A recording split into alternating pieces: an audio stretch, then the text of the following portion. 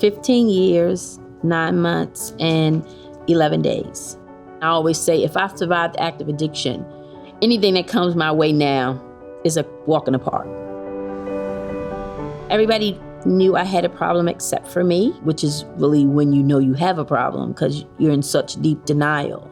And I was just in such deep denial that I couldn't grasp the concept of if you don't pick it up, it won't get in you, right? Just something that simple.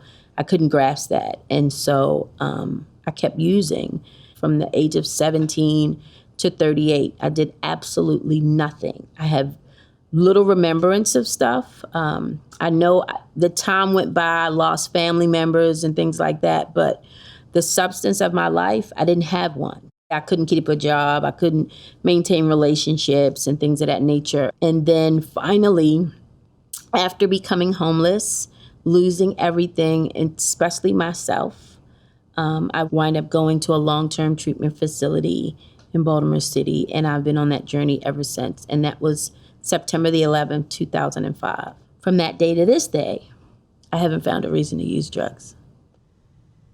I had been to treatment twice before.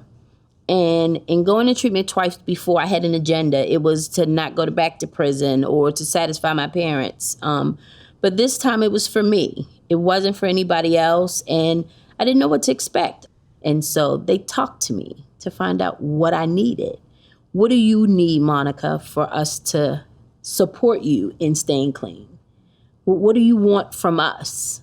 We know what we have to offer you, but what do you need? And I was able to honestly tell them what I needed. I was a little psychotic when I came into recovery. I had been living on the streets of Baltimore, homeless for several months. And one of the things that I realized is that coming from where I came from, I should have been psychotic, trying to survive the streets of Baltimore at 3 o'clock in the morning. You kind of develop a level of paranoia, hostility. You have to put on these airs and you have to develop this super armored coating to be able to walk through whatever and not appear as if you're afraid, And so I had that when I went into treatment. I had the kill or be killed mentality, but I knew that I didn't want to use. I didn't want to get high again. I didn't want to return back to that lifestyle. I've been in recovery for almost 16 years. I'm a productive member of society. I have a lucrative business. I support people in the community. I do things to embrace those who are just like me. But I still get stigmatized by people when they hear me say that I'm a person in recovery from addiction.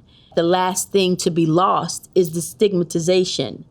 It's because of the hardship. It's because of the things that I've seen in active addiction that have allowed me to be able to understand that there's another side to this. I don't hide.